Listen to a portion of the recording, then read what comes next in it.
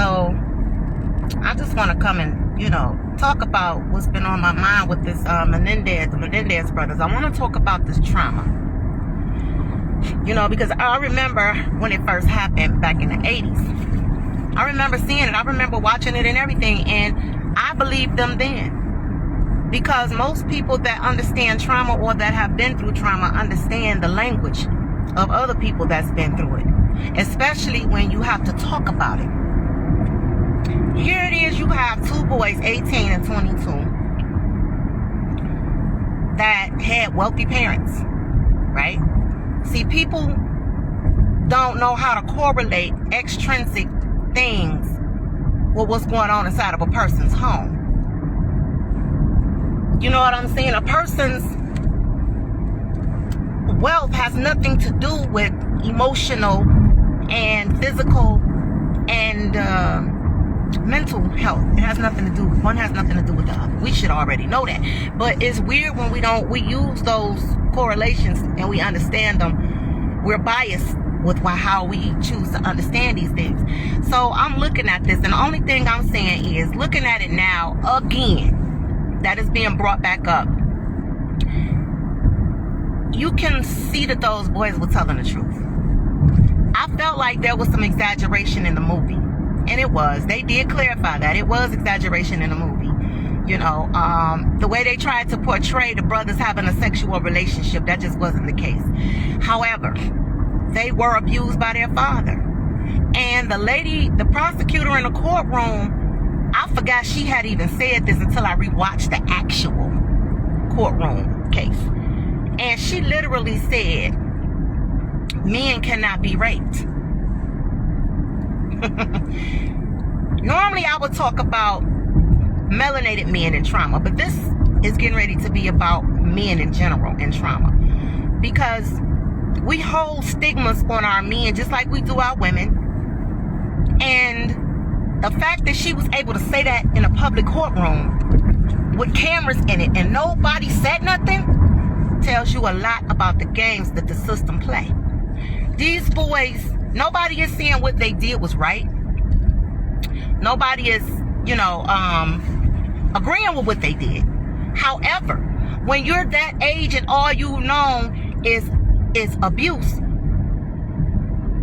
you have a mental, there are things that you become mentally and psychologically bound to. Your thought process becomes all intertwined with the abuser.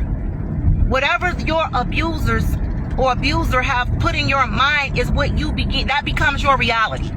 So in their mind, they did not have anybody to turn to. I mean, who was they going to turn to? You turn into you try to go tell your mother what your father's doing to you, but your mom is messed up herself because of the relationship she got with the father. So she's all inculcated and pill popping and drinking, and she losing her mind. So she's not protecting her children. You got a powerful father, a powerful figure as a father. Who you gonna tell? Who you gonna call? Ghostbusters? You know what I'm saying? And then the sad part about it is, those boys weren't the only people that the father did that to. Why these people didn't speak out back then? Because people don't know how to. People be afraid to talk about abuse, especially men. It's embarrassing to them. It's shameful to them. Just imagine the shame that an abused person is taught to live with. If you ever tell.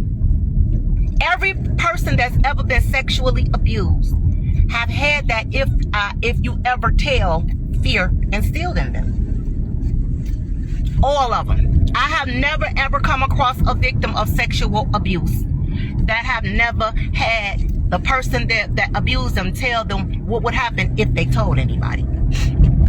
So now you got these two teenagers, one finally broke away and got away to go to school, but the one, people keep saying Eric is the weak one, and I beg to differ. As I watch them again, I'm looking at this. Eric is an empath. This is why Eric was so sensitive to everything around him and going on with him. And when you're an empath and you don't know you're an empath, you will appear to be weak to other people. And the reason why empaths look like they're weak to other people is because they're embodying all these energies and they don't understand it. They don't understand how to function like that. You can have a nervous breakdown being an empath, not knowing you're an empath. It can make you feel like harming yourself when you're an empath because you're absorbing all these energies and you don't even know where the hell they're coming from, but you're carrying a lot of energies that's not even yours. And just imagine being in an abusive household, absorbing your mother's energy, absorbing your father's energy, absorbing everybody. Think about that. Those boys had a nervous breakdown. They had an emotional, mental, psychological, and spiritual breakdown. At that moment, they did what they did. Period.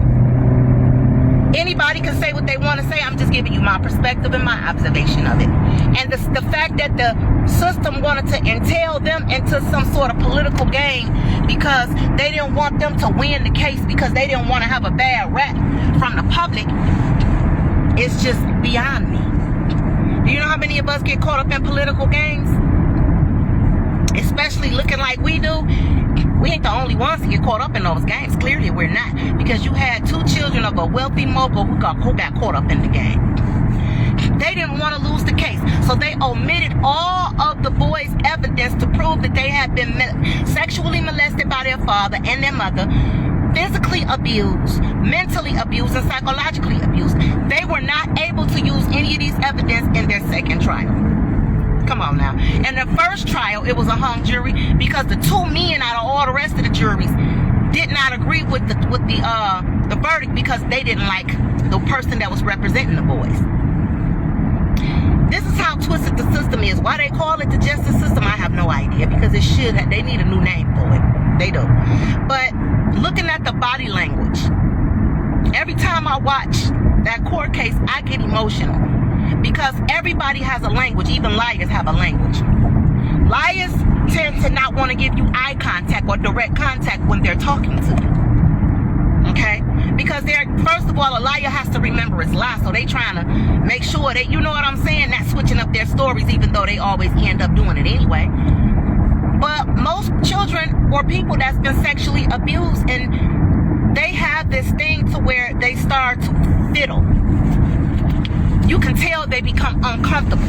You know, the way that they do their gestures, their hand movement, their facial movement. It's hard for a person that had to go through that to talk about it without feeling humiliation and shame.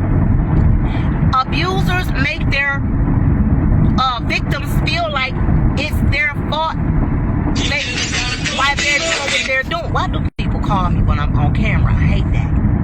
Why they do what they do to them. They reflect that negativity onto them. So now you're walking around carrying the guilt of the person who's abusing you.